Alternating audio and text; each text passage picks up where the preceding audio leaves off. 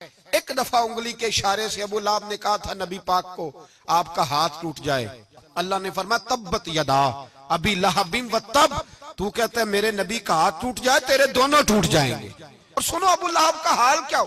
ابو لہب کا معنی ہے ابو لہب شولوں کا باپ، لہب شولوں والا۔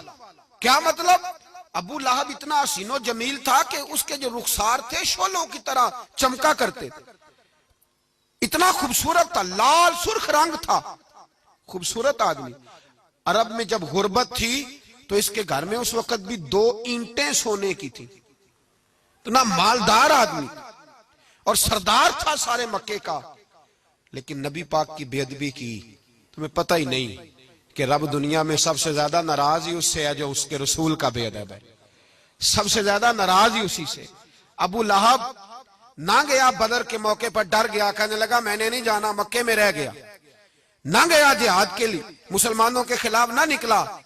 لوگوں نے بڑا اس کو لان تان کیا، لیکن کہنے لگا میرے خرچے پہ 4-5 بندے لے جاؤ، میں نہیں جاؤں گا، پیچھے رہ گیا۔ لوگ کہنے لگے بچ گیا، لیکن اس کے جسم کے اندر ایسی بیماری نکلی کہ ریشے سے بھر گیا سارا وجود، ریشے۔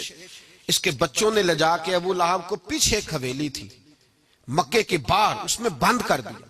چیختا تھا، چلاتا تھا، میں بد دعا نہیں دیتا، پر اگر کلیجہ پھاڑ کے دیکھو تو دل بڑا زخمی ہے۔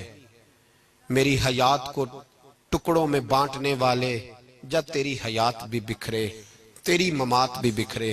اللہ کرے اسی طرح تو بھی روئے جس طرح آج اس دھرنے میں شہید ہونے والے کی ماں روئی۔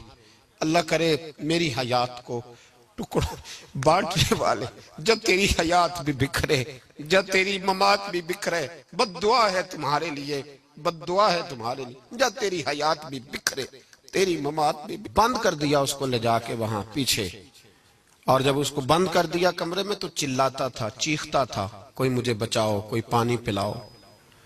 دروازہ توڑ کے باہر نکلا تو چوک میں مر گیا ابو لہب۔ اتنی بدبو آتی تھی کہ کوئی قریب نہیں جاتا تھا۔ چوک میں لاش پڑی تھی، یہ ہے میت کسی بے ادب کی، منہ دکھانے کے قابل نہیں، ان کے دشمن پہ لعنت خدا کی، رحم پانے کے قابل نہیں ہے۔ چوک میں لاش پڑی ہے، تبت یدا ابی لہب و تب، چوک میں پڑی ہوئی ہے، کوئی قریب نہیں جاتا۔ اس کے بیٹوں سے لوگ جا کے کہنے لگے تمہارا باپ تھا، شرم کرو۔ ایک ملازم کو پیسے دیے اس کے بیٹے نے، کہا گڑھا کھودو اور میرے باپ کو رسی کے ساتھ پکڑ کے اس میں پھینک دو۔ ایک گڑھا کھودا مکے کی گلی میں، اور رسی کے ساتھ پکڑ کر، رسی کے ساتھ باندھ کر اس کی ٹانگ کو گھسیٹ کر اس گڑھے میں ڈال دیا، اوپر سے مٹی ڈال دی، بدبو کا وہ ڈھیر بند کر دیا۔ ابو لہب مکے کا سردار تھا، پر جانے کہاں مردود دفن ہے۔ لیکن میانی صاحب کے قبرستان میں جاؤ، میانی صاحب کے قبرستان میں وہ علم الدین جسے اپنا نام بھی نہیں لکھنا آتا تھا، ہزاروں لوگ روزانہ اس کی قبر پہ کھڑے ہوتے ہیں اور رسول اللہ کی نعتیں سناتے ہیں۔ جا کے دیکھو تو صحیح منظر کتنا بدل گیا۔